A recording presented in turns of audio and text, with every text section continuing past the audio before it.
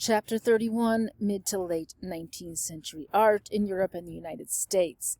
It's always worth your time to think about what artwork they chose to stand out at the beginning, in the introduction, to symbolize what's coming in this chapter. And here they chose the Eiffel Tower, symbol of France, and yes, we're going to spend a lot of time in France still, but also symbol of modernity. They explain that at the time, it was met with sort of outrage, curiosity, even a sense of shock. People said, "What is this useless and monstrous thing?" It was like nothing they had seen before. It is a kind of engineered system of high-tech modern materials to create a skyscraper. It's nothing like a classicizing building. And this is a signal that where art is going is to play with, experiment with throwing away tradition and throwing away the past. Because this is the period when modernity, modernization, seems to sweep across the world to a degree it had not before and to be basically eliminating old ways of life. So in their account of the historical context, they list the kinds of innovations, discovery, and changes that made life completely transformed, created an industrial revolution on steroids. It had already started, but now it's on steroids. It has intensified, where life itself is going to feel like it's lived in entirely new ways, because you have coal, iron, mining, metallurgy, transportation, all affected. And what this means is time and space are changing. You can travel further, faster. And very important, life is undergoing an intense urbanization. People are migrating from the countryside, from their villages, to work in the cities, in this world of industrial capitalism. So you have tremendous wealth. Industrialists and entrepreneurs enjoyed new levels of wealth with new kinds of technologies to control and experience the world. But you have terrible inequality. Workers, many of them women and children, working in factories for 12, 16-hour days, 7 days a week, terrible exploitation.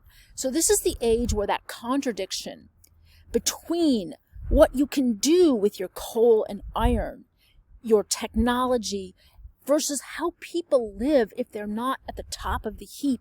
This leads to tremendous new social movements, a desire to change the social, political, and economic system radically.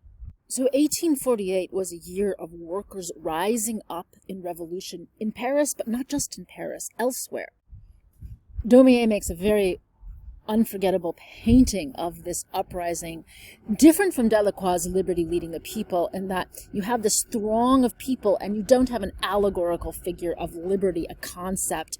You have this one worker raising the hand and these other people crowding. The possibility that they're going to actually win seems more difficult to believe in Daumier. They seem more vulnerable, with these kind of sketchy faces, as if their hardship is making it harder to rise up against the forces that constrain their lives. With these workers' revolts, you have at the same time a tremendous amount of thought, writing, and activism around how to change the social problem of economic inequality, to use today's terms. The best known voices among these many voices are Karl Marx and Friedrich Engels, who wrote numerous books. The one that is known to most widely is the Communist Manifesto. Now, I don't think the textbook does a great job here of helping you understand what they meant in their time period. Marx and Engels were economists, political scientists, philosophers, and historians. They were working with all of those, as well as some sociology. And their idea was that history was moving and changing, and the next phase of history would bring a change of the workers attaining more power. So it's useful to go to a stronger source like Stanford Encyclopedia of Philosophy, because there is so much kind of blind prejudice and fear of Marx today that it's hard to understand what drew people to these ideas. One of Marx's key ideas is that history is about patterns of change, with societies rising and falling when they create more human productive power, or falling when they impede it. Forms of society rise and fall as they further and then impede the development of human productive power. Marx, like most 19th century thinkers, was a real believer in the concept of progress. Progress seemed to be in front of everyone's eyes in the technologies that were allowing humans to produce more material wealth and have more power over natural resources. But why had that not translated into better lives for the workers? This was the question that Marx and Engels, like many others, were working to answer. So the textbook somewhat mischaracterizes Marx's thoughts, since his understanding was that history was inevitably changing and moving towards more productivity, in which the proletariat, those at the bottom, would gain wealth and power. Now, there were other thinkers at the time who were working with these same questions about why so much material progress for so few. So here is a painting of the great thinker Proudhon. The painting is by Courbet, who we'll study in detail. It's made in 1865, and he was one of the counterparts to Marx at the time. He was developing a philosophy he called mutualist, an idea of that people naturally share, and a society that would be recreated on more equal terms would be involving the sharing of resources.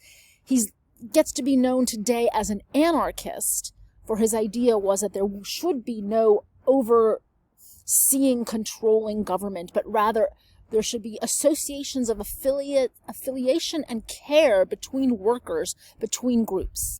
The point is, at none of the periods that we've studied so far have the ordinary people felt as if the ground under their feet is moving, as if society is transforming so thoroughly that you're even beginning to think of women gaining power and having the vote. And we will, of course, have a civil war in the United States to end slavery.